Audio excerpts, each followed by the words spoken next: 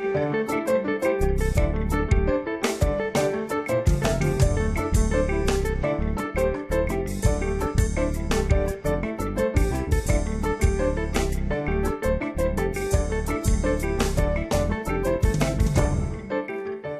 I'm Sami Zaidan. This is Counting the Costs on Al Jazeera, your look at the world of business and economics. This week, rivers drying up and farmland parched. How will extreme drought in Europe impact the cost of living crisis?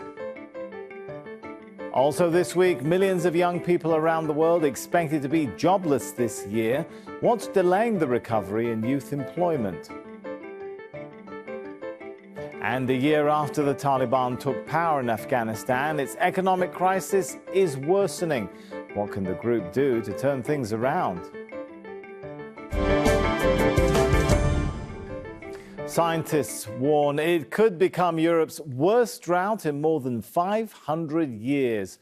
Water scarcity has hit more than 60% of the continent, from Italy to the UK. An unusually dry winter and scorching summer heat have reduced rivers to trickles. The historic water reserve lows have forced governments to restrict supplies.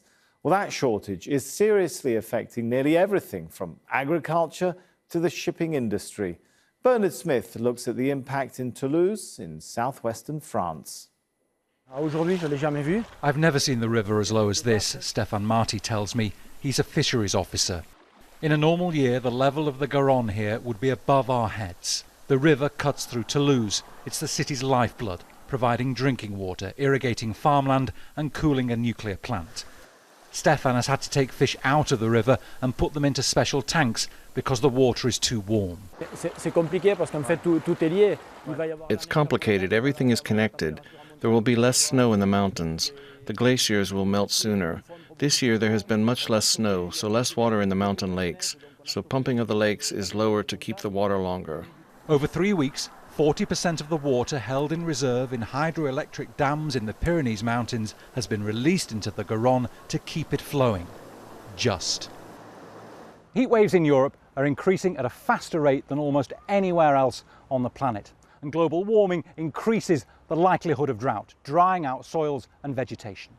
Là, il va nous falloir minimum 60 mm pour pouvoir reprendre les sols après la moisson. We need 60 millimetres of rainfall to be able to replant the soil, Christelle Carpentier tells me. The forecast is for 3 millimetres this week. It's not enough. No. The corn harvest across France is expected to be 18.5% lower this year than last. There's already a global shortage because of the war in Ukraine. Even the sunflowers have turned away from the scorching sun. Where there is access to water, there isn't enough to go around. Christelle says she'll lose more than 30% of her crop this year. If we don't get enough water in this region, there will be no viable agriculture. Even today, the cattle farmers here have no grass on their fields. Today, we are on a land where it's crucial to develop irrigation, if only to be able to achieve minimum profitability. France's worst drought since records began in 1958 has affected so many aspects of how people live here. And I think we will walk a lot. We will train the kayak, and we will walk because there is not enough water for the floating. In July, rainfall across France was down 84% compared to normal, according to the French Weather Service. The summer isn't over yet. Bernard Smith, Al Jazeera, Toulouse, southwest France. Well, joining us from Munich now is Dr. Miranda Schruers, Chair of Environmental and Climate Policy at the Technical University of Munich. Good to have you with us. So Europe has seen drought before, but let's put it into perspective. How big of a challenge is this one? This is a very major drought that is impacting Europe right now. As much as 47% of the European continent is in some level of drought danger. Of that 47%, about 17% is considered in severe drought right now, and the other areas are moving in that direction. So we haven't seen droughts like this too often. 2018 was a very, very bad drought year. 2018 was considered a 1 in 500 year drought. This is a second 1 in 500 year drought. And this means that Europe needs to prepare for a different kind of climate in the future. And now we're seeing the transport of coal, we're seeing those hydropower plants, nuclear plants. They're also being impacted by this drought, right? What's that going to mean for an already critical European energy situation? You are so right. Right now, the rivers in Europe are at historic lows. The Po River in Italy, the Rhine River traveling from Switzerland through the Netherlands. The water is so low that we are no longer able to transport many kinds of materials by barge, which means that they have to be shipped by truck or by rail, which adds to the costs of shipping. Sometimes materials can't be shipped at all right now. So this is an added challenge on top of the prices that are skyrocketing because of the war in the Ukraine and the limited gas supplies from Russia right now. So this is a very challenging time for the European continent, and we're going to definitely see some very heavy costs associated with this drought. We mentioned there the rising costs, transport, that's going to go on and be passed on to goods, right? What is that going to mean for people who are already struggling with the rising cost of living? Well, of course, this has us very worried. Energy poverty is already a concern because of the war in the Ukraine and the increase in gas and oil and coal prices. It also means that now food prices will become more expensive, goods and materials will become more expensive. So this really emphasizes for us right now taking every step possible to be more resource efficient. And it also means we're going to have to do some planning for the future. And you mentioned shipping there also getting impacted. What is that going to mean for the already complicated situation with supply chains? Yes, this is, again, just an added crisis on top of other crises. So right now, we are seeing worldwide problems with supply chains, difficulties in moving goods. It's partly the COVID problem, for example, in China. It's partly energy costs. And so this is really making it difficult for many firms that simply aren't getting the supplies they need to be able to produce their products. And we are hearing about factories that are having to go into temporary stop in terms of production simply because they're not getting the parts that they need to continue with production. I'm not going to at all ask you for too much. Just bring out your magic wand now and tell us what's the solution for all of this. Are European governments doing the right things? I think Europe is just now waking up to the reality that we don't only need an energy transition, we're going to need a water management transition. We haven't really prepared Europe for the droughts that seem to be coming more and more frequently. So I don't think there's a single easy solution, but we're going to have to be better at saving water. We're going to have to be better at recycling water. We're going to have to develop more cooling systems so that people have places to escape to when it's too hot. Europe needs to rethink what the climate is going to be like in the years ahead. And it's not just Europe, it will be other parts of the world as well. I wonder what that means then for, I mean, if this is going to go on for a while, as you indicated there isn't a simple solution. What does that mean? Are we looking at inflation? Are we looking at recession for a while then? Well, of course, the hope is that the drought will break. Probably for the next couple of months, it's going to remain very challenging. We saw in 2018 between a 10 and 30% loss in agricultural sector due to the drought.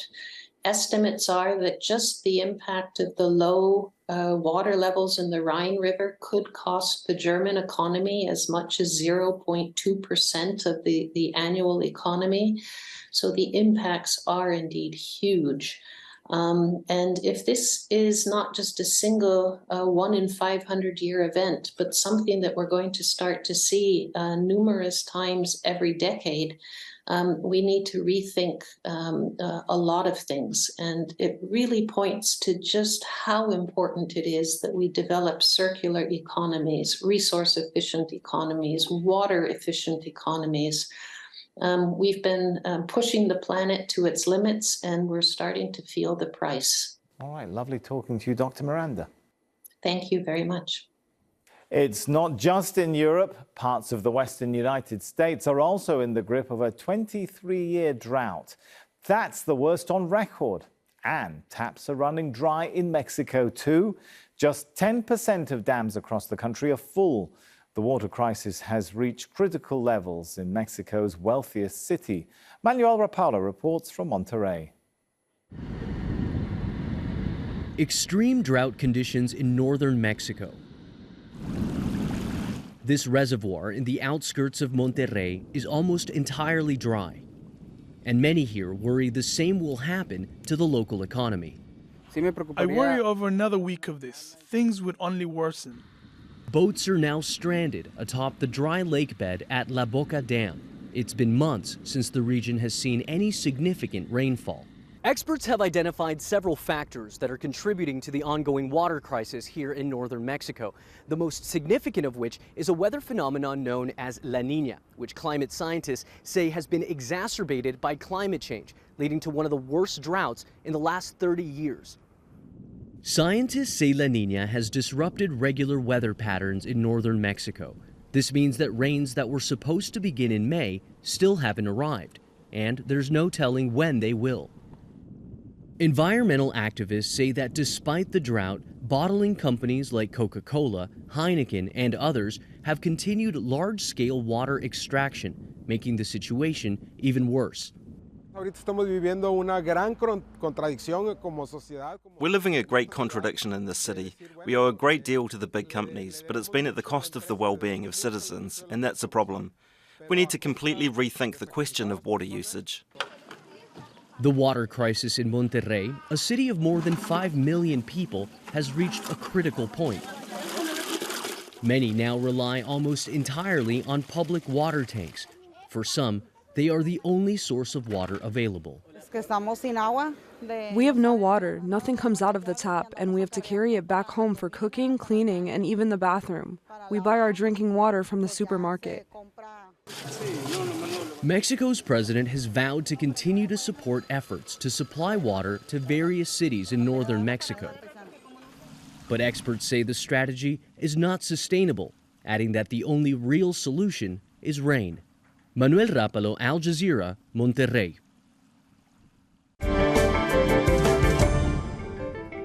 Many people were forced out of the labour market or unable to enter it because of restrictions during the height of the pandemic.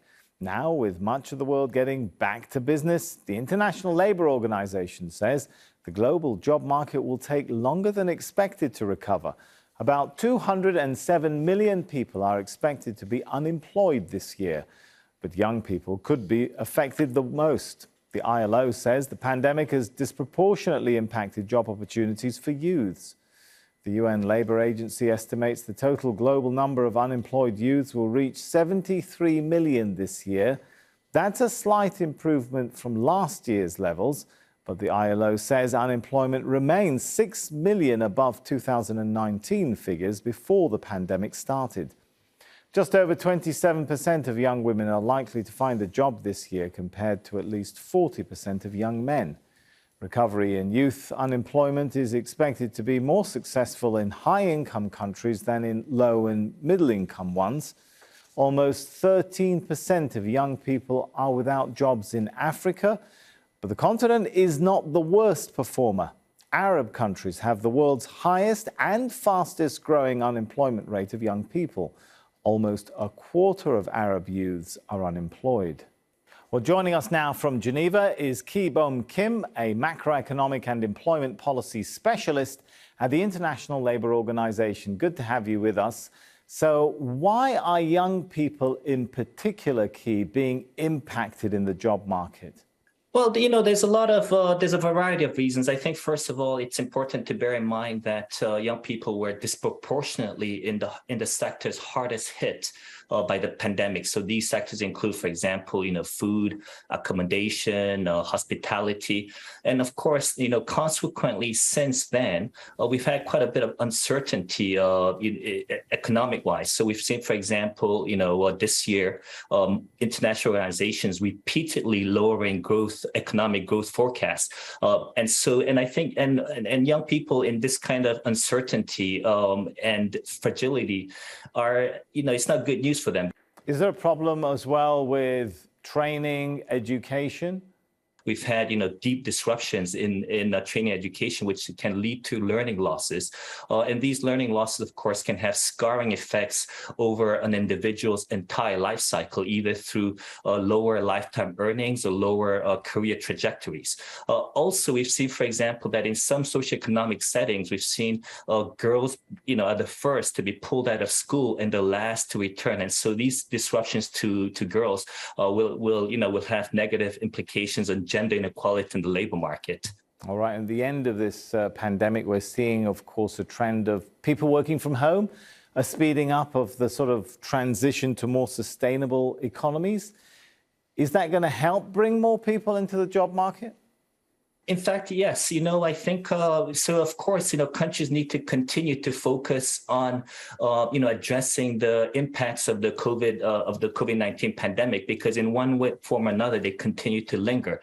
But I think countries also need to, to not lose sight of longer term priorities. And so we have found, for example, that, in our work, that the digital economy, the care economy, the green and blue economies, as well as the creative economies, can provide a potentially large number of jobs for young people. We, for example, our modeling work, for example, finds that the transition to these economies can lead to an additional job gain of about 139 million jobs, a quarter of which will be taken up by young people between the ages of 15 and 29.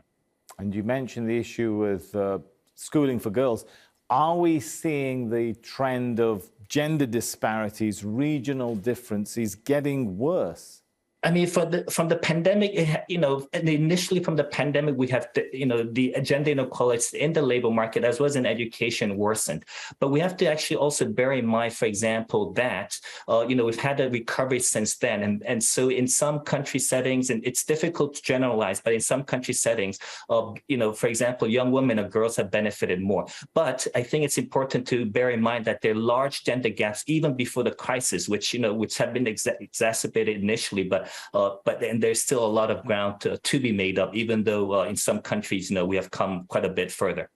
Talking about some countries or some regions, why are Arab states the worst performers when it comes to the world's youth unemployment hotspot? Well, I think there's a number of factors. The first of which is, of course, is just a demographic issue. There's a large, a fast-growing young population in the Arab states. The second is, in terms of youth unemployment, a lot of that is accounted by young women. So, for example, rates of unemployment among young women are double, that of young men. And so there is that issue. And the third, I think, is a very important issue is that, the education attainment in the Arab states, has really progressed at a much faster degree than economic structures have changed. And so you find a lot of well-educated people that want good jobs, but these good jobs are not necessarily available. And when we take into consideration global migration patterns and so on, is Africa's youth unemployment problem really a global problem? Indeed, I mean, Africa is the fastest growing population, amongst regions, and so youth unemployment or underemployment in Africa, will have, can have serious repercussions, more broadly. But I think it's important to bear in mind that unemployment is only, the tip of the iceberg. There's, for example, in Africa, there are, more challenges, for example, in terms of working poverty, for example, in terms of of underemployment. And what we see, for example, in Africa during the pandemic is that unemployment did not rise a lot, simply because in order to be unemployed, one has to be looking for a job. But a lot of people, once they started to look for a job, during the pandemic, and consequently, they realized that there are not that many jobs out there. And so they became discouraged. And in fact, these discouraged job seekers, they're no longer considered statistically as unemployed. They're now out of the labor force. They're considered inactive. And so what we have seen, for example, in the case of Africa, but also in other regions, is that the labor market impact of the pandemic has really been through, this high rise in inactivity, a lot of discouraged job seekers, rather than a big rise in unemployment. Interesting. Thanks so much for chatting with us, Key. Thank you very much. Decades of war, years of drought, and now Western sanctions have devastated Afghanistan's economy. A year after the Taliban took power, the country's finances have all but collapsed after the flow of foreign aid slowed to a trickle. Many Afghans can't afford basic goods, and about half the population doesn't have enough food. Hundreds of thousands of people are jobless. Businesses are struggling because of a lack of access to funds and foreign currency. The UN describes the situation as pure catastrophe, and it says only 40% of the money required to fund humanitarian help has been received so far. Aid accounted for 80% of the Afghan state budget, but it was cut off after the Taliban's takeover. The US and Europe blocked more than $9 billion in central bank reserves as part of sanctions on the group.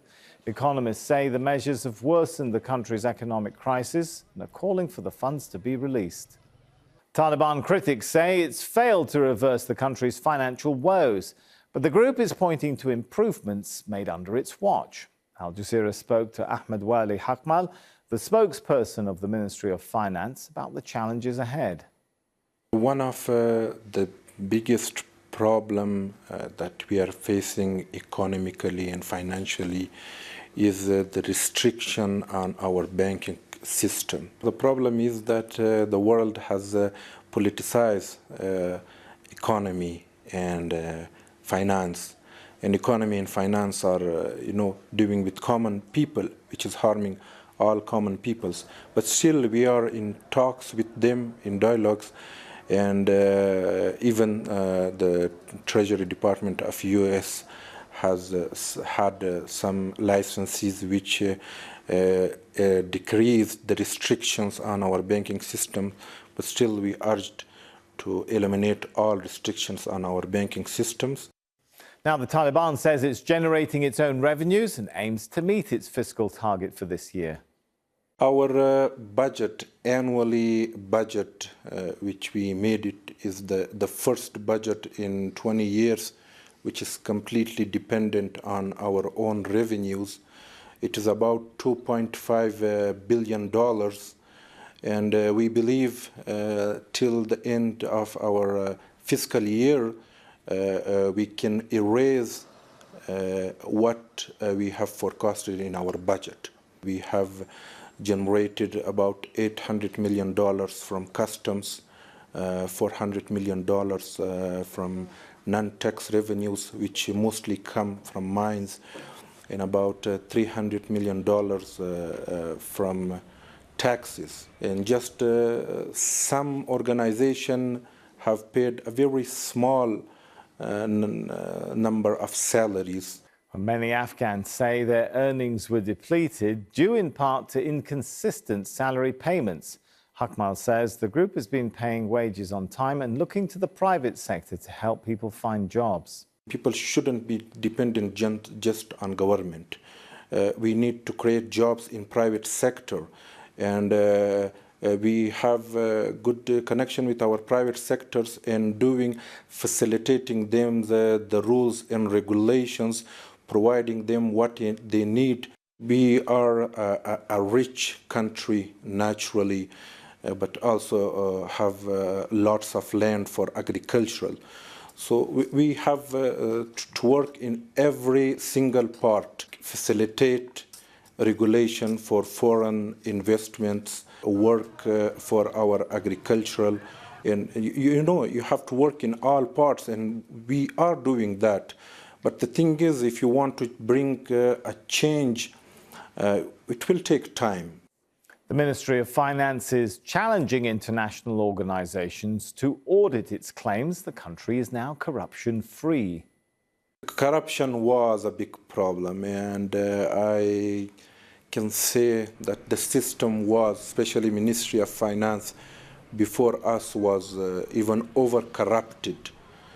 And at the other hand, the tolerance of Emirates for corruption is zero. We took strong steps to stop corruptions, bring changes in the leadership of the government, and found that gaps of corruptions which were there in system, found that and eliminated those.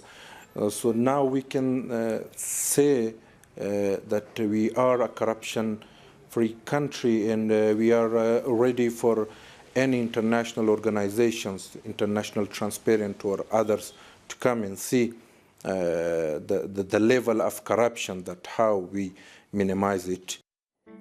And that's our show for this week. But remember, you can get in touch with us via Twitter. Use the hashtag AJCTC when you do, or drop us an email. countingthecost@aljazeera.net is our address. There's more for you online at aljazeera.com/CTC. That'll take you straight to our page, which has individual reports, links, and entire episodes for you to catch up on.